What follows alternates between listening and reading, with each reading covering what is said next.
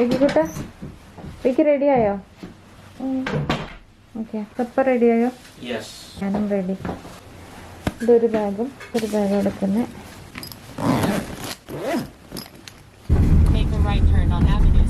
അങ്ങനെ നമ്മുടെ യാത്ര ഇവിടെ തുടങ്ങുകയാണ്. അപ്പം പാക്കിംഗ് ഒക്കെ കഴിഞ്ഞു. അതേപോലെ തന്നെ നമ്മളിപ്പം പുലർച്ചെ 3 മണിക്കാണ് എല്ലാവരും കൂടിയിട്ട് ഇറങ്ങണത്.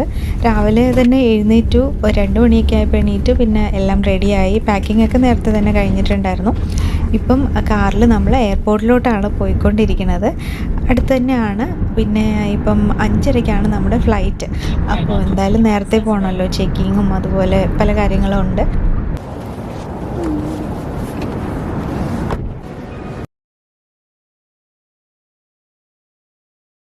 നമ്മളിപ്പം എയർപോർട്ട് എത്തിയിരിക്കുകയാണ്. 2 വർഷത്തിന് ശേഷമല്ലേ വീണ്ടും എയർപോർട്ടിൽ വരുന്നേട്ടാ. നാട്ടിൽ പോകുമ്പോഴാണ് ഈ ഒരു എയർപോർട്ടിൽ വന്നത്. ഇത് നമ്മുടെ വീടിന് അടുത്താണ്, 8 മിനിറ്റേ ഉള്ളൂ.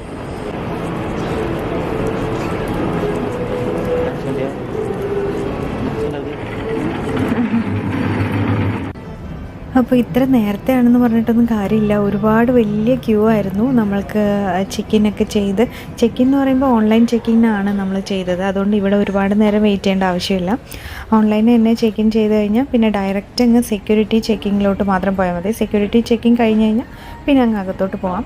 അപ്പം അതിപ്പോൾ നമ്മൾ സെക്യൂരിറ്റി ചെക്കിങ്ങും എല്ലാം കഴിഞ്ഞു. എല്ലാ സംഭവങ്ങളും പെട്ടെന്ന് തന്നെ തീർന്നു, കുഴപ്പമൊന്നും ഉണ്ടായിരുന്നില്ല. അതിനുശേഷം നമ്മളിപ്പം പോയിക്കൊണ്ടിരിക്കുകയാണ് വെയിറ്റിംഗ് റൂമിലോട്ട്. അപ്പം ഫ്ലൈറ്റ് ഗേറ്റൊക്കെ പറഞ്ഞിട്ടുണ്ടല്ലോ, നേരത്തെ തന്നെ നമ്മൾക്ക് ഗേറ്റ് നമ്പറും എല്ലാം കിട്ടിയിട്ടുണ്ട്. അപ്പോൾ ഇനി നമ്മൾ അവിടെ വന്ന് ജസ്റ്റ് വെയിറ്റ് ചെയ്യുക. 5:30 ആവാൻ വേണ്ടിയിട്ട് ഇങ്ങനെ വെയിറ്റ് ചെയ്യാണ്. 5:30 അല്ല, 5:20 കറക്റ്റ് ടൈം പറയുകയാണെങ്കിൽ.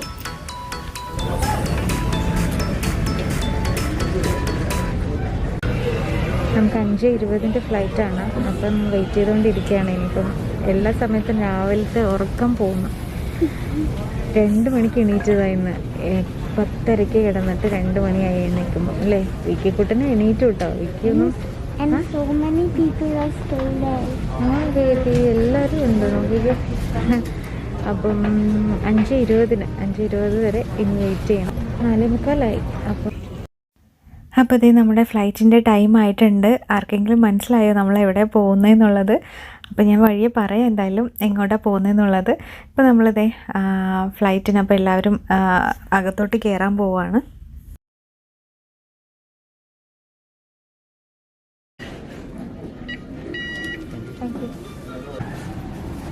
നല്ല തണുപ്പാണ്. ഇതിനകത്തോട്ട് കിടന്നപ്പോഴത്തേക്കും ഭയങ്കര തണുപ്പ്. അപ്പോൾ മൈനസാണ്. ശരിക്കും പറഞ്ഞാൽ ഈ പോകുന്ന ലൊക്കേഷൻ എന്ന് പറഞ്ഞാൽ നമ്മുടെ തണുപ്പൊന്നും ഇല്ലാത്ത, നല്ല സുഖമായിട്ട് ജാക്കറ്റൊന്നും ഇടാതെ തന്നെ നമ്മൾക്ക് നോർമൽ ഡ്രസ്സൊക്കെ ഇട്ടിട്ട് നടക്കാൻ പറ്റുന്ന ഒരു സ്ഥലമാണ്. അപ്പം അതാണ് മെയിനായിട്ട് നമ്മൾ വിചാരിച്ചതൊന്ന് പോകാമെന്നുള്ളത്. കാരണം ഇവിടുത്തെ തണുപ്പെന്ന് പറഞ്ഞാൽ ഭയങ്കരമായിട്ട്, ഇത്തവണ എനിക്കറിയില്ല, കൂടുതൽ മഞ്ഞും തണുപ്പും ഒക്കെ ഉണ്ടായിരുന്നു. അപ്പം ആ ഒരു തണുപ്പിൽ നിന്നൊരു രക്ഷയും കൂടിയിട്ടാണ് ഒന്ന് രക്ഷപ്പെട്ടിട്ടൊന്ന് പറക്കാമെന്ന് വിചാരിച്ചു. അപ്പോൾ ഫ്ലൈറ്റിലിരുന്ന് ഒന്ന് സെറ്റിലാവുകയാണ്. നമ്മൾക്ക് ഒരുപാട് ദൂരമൊന്നുമില്ല, ഒരു 3.5 മണിക്കൂറിൻ്റെ യാത്രയാണുള്ളത്. അപ്പം എന്തായാലും താഴത്തേക്ക് കാഴ്ചകളൊക്കെ കണ്ടിട്ട് നമ്മൾക്കിനി അവിടെ എത്തിയതിന് ശേഷം ബാക്കി വിശേഷങ്ങൾ കാണാം.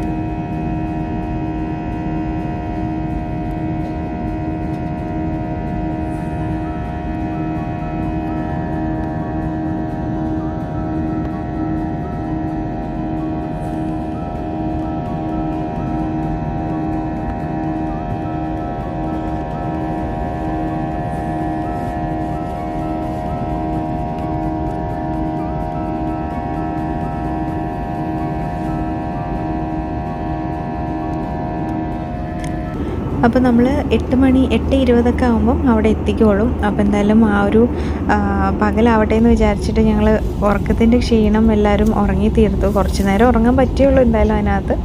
അതിനുശേഷം പിന്നെ അതേ എണീറ്റപ്പോഴത്തേക്ക് നമ്മൾ മേഘങ്ങളുടെ ഇടയിലൂടെ ഇങ്ങനെ പോയിക്കൊണ്ടിരിക്കുകയാണ്. ഇത് ഇപ്പം എത്തും എന്തായാലും. അപ്പോൾ ഞാൻ ജസ്റ്റ് ഇങ്ങനെ വീഡിയോ എടുത്തതാണ്. എന്തായാലും എത്താറായല്ലോ. ഇത് എത്തിക്കൊണ്ടിരിക്കുകയാണ്. ലാൻഡ് ചെയ്യാനുള്ള ആ ഒരു ഇതിലാണ് ഞാൻ ലാൻഡ് ചെയ്യുന്നത്. ഫുള്ളായിട്ട് ഇങ്ങനെ റെക്കോർഡ് ചെയ്തിട്ടുണ്ട്. ശരിക്കും നമ്മൾക്ക് വീഡിയോ കാണുമ്പം ചിലപ്പോൾ നമ്മളും ഫ്ലൈറ്റിലാണെന്നുള്ളൊരു ഫീല് തോന്നുമായിരിക്കും. എനിക്ക് ഈ വീഡിയോ ഇപ്പം റെക്കോർഡ് ചെയ്തതിന് ശേഷം കാണുമ്പം അങ്ങനെയാണ് തോന്നുന്നത്. നോക്കിക്കേ, മുകളിൽ മേഘം, അതിൻ്റെ താഴെ വെള്ളമാണ് ആ നീല കളറിൽ കാണുന്നത്. അതിൻ്റെ ഇടയിൽ കൂടെയാണ് ഇത് നമ്മൾ പോയിക്കൊണ്ടിരിക്കുന്നത്. അപ്പോൾ നമ്മുടെ ഡെസ്റ്റിനേഷൻ എത്തിയിട്ടുണ്ട്. എന്തായാലും ഈ പച്ചപ്പൊക്കെ കാണുമ്പോൾ തന്നെ ഏകദേശം നിങ്ങൾക്ക് മനസ്സിലാവുന്നുണ്ടോ എന്ന് എനിക്കറിയില്ല. അപ്പോൾ നമ്മളെന്തായാലും വന്നിരിക്കുന്നത്, ഇനി സസ്പെൻസ് ഇട്ട് കൊള്ളാക്കണില്ല, ഇപ്പം ലാൻഡ് ചെയ്തിരിക്കുന്നത് ഫോർട്ട് ലോഡർഡെയിൽ എന്ന് പറയുന്ന ഒരു സ്ഥലത്താണ്. ഇതെവിടെയാണെന്ന് വെച്ചാൽ ഫ്ലോറിഡയിലാണ്. ഫ്ലോറിഡ എന്ന് പറയുന്നത് നമ്മുടെ US-ലെ ഒരു നല്ല ക്ലൈമറ്റുള്ള എന്ന് വെച്ചാൽ നല്ല ക്ലൈമറ്റ് എന്ന് പറയുമ്പോൾ നമ്മുടെ നാട്ടിലെ ക്ലൈമറ്റുള്ള ഒരു സ്ഥലമാണെന്ന് വെച്ചാൽ ഇവിടെ മഞ്ഞോ തണുപ്പോ ഒന്നും അങ്ങനെ അധികമൊന്നുമില്ല. അധികം എന്നല്ല, ഇല്ല എന്ന് തന്നെ വേണമെങ്കിൽ പറയാം. അത്രയും നല്ല ക്ലൈമറ്റാണ്. പിന്നെ ഫുൾ ബീച്ച് സൈഡാണ്. എല്ലാവർക്കും അറിയാമായിരിക്കും മയാമി ബീച്ച് എന്നൊക്കെ പറഞ്ഞിട്ട് എല്ലാവരും കേട്ടിട്ടുണ്ടാവുമല്ലോ, നമ്മൾ പഠിച്ചിട്ടൊക്കെ ഉണ്ട്. അപ്പം ആ ഒരു ബീച്ചും ബാക്കി സ്ഥലങ്ങളും ഒക്കെ കാണാം എന്നുള്ള രീതിയിലാണ് നമ്മളിപ്പോൾ ഇവിടെ വന്നിരിക്കുന്നത്. കാരണം എന്താണെന്ന് വെച്ചാൽ നാട്ടിൽ എന്തായാലും പോകാൻ പറ്റത്തില്ല. അപ്പം ശരിക്കും പറഞ്ഞാൽ നാട് മിസ് ചെയ്യാൻ തുടങ്ങി. പിന്നെ തണുപ്പ്, മെയിനായിട്ട് തണുപ്പ് ഭയങ്കരമാണ്. അപ്പം കുറച്ച് നേരത്തേക്ക് ഒരു ഇത്തിരി തണുപ്പിൽ നിന്നൊന്ന് രക്ഷപ്പെടാനുള്ള ആ ഒരു ഇതാണ് ഞങ്ങൾ ഓർത്തു. എന്നാൽ പിന്നെ ഫ്ലോറിഡയിലോട്ടൊന്ന് പോകാമെന്ന് വിചാരിച്ചിട്ട് അങ്ങനെ ഇപ്പോൾ ദേ ഫ്ലോറിഡ എത്തിയിരിക്കുകയാണ്. അവിടുത്തെ ഇൻ്റർനാഷണൽ എയർപോർട്ടാണ് ഈ ഒരു ഫോർട്ട് ലോഡർഡെയിൽ എന്ന് പറയുന്നത്. അപ്പം നമ്മളിപ്പം ബ്രേക്ക്ഫാസ്റ്റ് നോക്കുകയാണ്. നമ്മൾ എന്തായാലും എയർപോർട്ട് എത്തി. ഇനി പുറത്ത് പോയി കഴിഞ്ഞ് ഭക്ഷണം അന്വേഷിക്കുന്നതിനേക്കാളും നല്ലത് ഇതിനകത്ത് നിന്ന് തന്നെ കഴിക്കാമെന്ന് വിചാരിച്ചു. അപ്പം ഇതിനകത്ത് എന്തായാലും ഇങ്ങനത്തെ സാധനങ്ങളൊക്കെ ഉള്ളൂ. അതും ഈ ഒരു 8 മണിയൊക്കെ അല്ലേ ആയിട്ടുള്ളൂ. അപ്പോൾ അധികം കടകളൊന്നും ഇല്ല. അപ്പം ബേഗൽ വാങ്ങിയിട്ടുണ്ടായിരുന്നു. പിന്നെ നമ്മൾ മെഗ്ഡി ആണോ ബർഗർ കിങ് ആണ്, ബർഗർ കിങ്ങിൽ നിന്ന് അതും വാങ്ങിയിട്ടുണ്ടായിരുന്നു. ബർഗറും ഉണ്ടായിരുന്നു.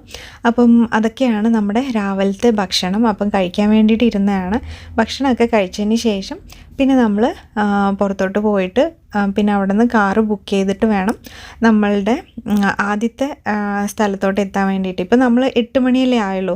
അപ്പോൾ നമ്മൾക്കാണെങ്കിൽ ഇനി ഇവിടെ നമ്മളൊരു 2 ദിവസം സ്റ്റേ ചെയ്യുന്നുണ്ട്. അപ്പോൾ ഈ 2 ദിവസം സ്റ്റേ ചെയ്യാന്ന് പറയുമ്പം ഇവിടുത്തെ എങ്ങനെയാണെന്ന് വെച്ചാൽ മിക്ക ഹോട്ടലുകളിലും അങ്ങനെ ആയിരിക്കും 3 മണിക്കാണ് ഇത് ചെക്ക് ഇൻ ഉണ്ടാവുന്നത്. അപ്പോൾ നമ്മൾ എടുത്തിരിക്കുന്നത് ഒരു വീടാണ്. അപ്പോൾ അവിടെ 3 മണി കഴിഞ്ഞതിന് ശേഷമാണ് ചെക്ക് ഇൻ. അപ്പം 3 മണി വരെ നമ്മൾക്ക് എന്തായാലും പുറത്ത് ചുമ്മാ നിൽക്കാൻ പറ്റില്ലല്ലോ. അപ്പം ഞങ്ങൾ ഒരു സ്ഥലത്തോട്ട് ആദ്യം പോകുന്നുണ്ട്. അത് ശരിക്കും പറഞ്ഞാൽ നല്ലൊരു എന്താ പറയുന്നത് പച്ചപ്പൊക്കെ ഉള്ളൊരു സ്ഥലമാണ്. ഇത് ഇപ്പം നമ്മൾ ഈ റോഡിൽ കൂടെ പോകുമ്പോൾ തന്നെ കാണാൻ പറ്റും 2 സൈഡിലും തെങ്ങും പനയും ഒക്കെ.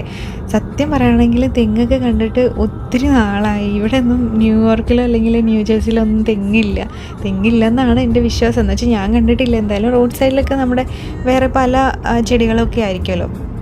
അപ്പോൾ ഇവിടെ തെങ്ങും അതുപോലെ തന്നെ പച്ച മരങ്ങളും പച്ച ചെടികളും, വെയിൽ, മെയിനായിട്ട് നമ്മൾക്ക് സ്വെറ്ററോ ജാക്കറ്റോ ഒന്നും ആവശ്യമില്ല. അത് തന്നെ ഒരു വലിയൊരു ആശ്വാസമാണ് ശരിക്കും പറയുകയാണെങ്കിൽ.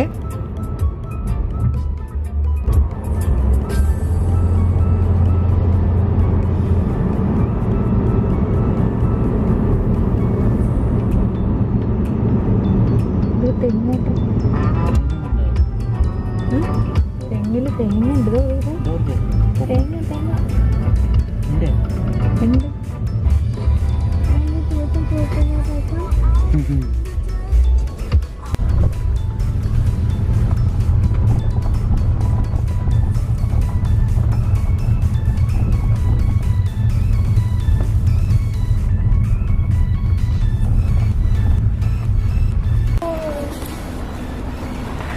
നമ്മളിപ്പം ഇവിടെ എത്തിയിരിക്കുകയാണ്. ഇത് നല്ല രസമുണ്ട് കാണാനല്ലേ. കുഞ്ഞ് bonnet house museum and gardens. നമ്മൾ എത്തിയിരിക്കുന്നത് ഇവിടെയാണ്. ഇവിടെ കാണുമ്പോൾ ഇല്ലേ, കണ്ടോ, ഒരു ആലപ്പുഴ ലുക്ക്.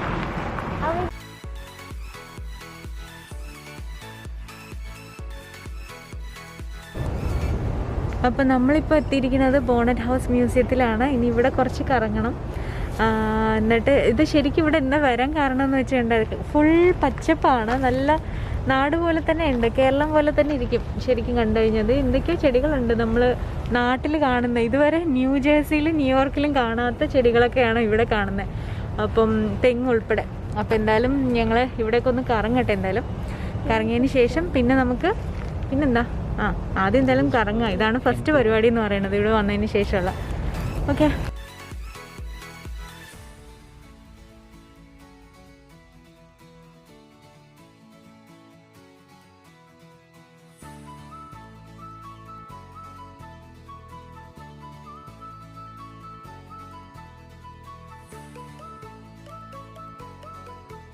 അപ്പോൾ നമുക്കിനി ഇതിൻ്റെ അകത്തോട്ട് ചെന്നിട്ട് ടിക്കറ്റ് എടുക്കണം. അതിന് ശേഷം നമ്മൾക്ക് ബാക്കിയുള്ള കാണാൻ പറ്റുള്ളൂ. അപ്പോൾ ഇത് മ്യൂസിയം എന്ന് പറയുമ്പോൾ അങ്ങ് മറ്റേ പഴയ സംഭവങ്ങളൊക്കെ കൊണ്ട് നിറച്ച് വെച്ചിരിക്കുന്ന ആ ഒരു ടൈപ്പ് മ്യൂസിയം അല്ല. ഇത് ഒരു ഹൗസ് ഉണ്ട് ഇവിടെ പഴയ കാലത്ത്, എന്ന് വെച്ചാൽ ഇവിടുത്തെ ഒരു പഴയ കാലത്തെ രീതിയിലുള്ള ഒരു വീടും അതേപോലെ തന്നെ ഗാർഡനും ആണ്. അപ്പം ഈ ഒരു സംഭവമാണ് ഉള്ളതെന്ന് വെച്ചാൽ മെയിനായിട്ട് പച്ചപ്പാണ്. ഇതിൻ്റെ ഞാൻ ഫോട്ടോ കണ്ടപ്പം ശരിക്കും ഇതിൻ്റെ അകത്തൊക്കെ ഒരു നല്ലൊരു ശരിക്കും നാട് പോലത്തെ തന്നെ തോന്നിയത് കൊണ്ടാണ് ഇങ്ങോട്ട് വരാമെന്ന് വിചാരിച്ചത്. അപ്പോൾ ഇവിടെ ശരിക്കും നമ്മൾക്ക് എങ്ങനെയാണെന്ന് വെച്ചാൽ നാട് ഒരുപാട് നാളായിട്ട് നാട്ടിൽ പോവാതെ ശരിക്കും നാട് മിസ് ചെയ്യുന്നുണ്ടെങ്കിൽ അങ്ങനെയുള്ളവർക്കൊക്കെ ഇവിടെ വന്ന് കാണാം. അല്ലാതെ ഇപ്പം ഒരു ട്രിപ്പായിട്ട് വന്നിട്ട് ഇവിടെ പോയില്ലെങ്കിലും അങ്ങനെ പ്രശ്നമില്ല. നാട്ടിൽ നിന്ന് വരുന്നവർക്ക് ഡയറക്റ്റായിട്ട് ഇപ്പോൾ ഇങ്ങോട്ട് പോകേണ്ട ആവശ്യമില്ല, ഫ്ലോറിഡയിലോട്ടാണ് വരുന്നതെങ്കിൽ. പക്ഷെ ഇവിടെ ഇരുന്ന് നമ്മൾ നാടൊക്കെ മിസ് ചെയ്യുമ്പോൾ ഇവിടെ വരുന്നത് ശരിക്കും നല്ലതാണ്, നല്ല രസമാണ്. അതുപോലെ ഫോട്ടോസും വീഡിയോസും ഒക്കെ എടുക്കാൻ പറ്റിയ സ്ഥലങ്ങളും ഒക്കെ ഉണ്ട്. അപ്പോഴത്തേ നമ്മളിവിടെ വന്നിട്ട് ഇപ്പം ടിക്കറ്റ് എടുക്കുകയാണ്. ഇദ്ദേഹമാണെങ്കിൽ എല്ലാം ക്ലിയർ ആയിട്ട് ഇങ്ങനെ പറഞ്ഞു തരുമായിരുന്നു. നമ്മുടെ ഇവിടുത്തെ ആ ഒരു ഇതിൻ്റെ ചരിത്രമായിരുന്നു ശരിക്കും പറഞ്ഞാൽ പറയേണ്ടായിരുന്നത്.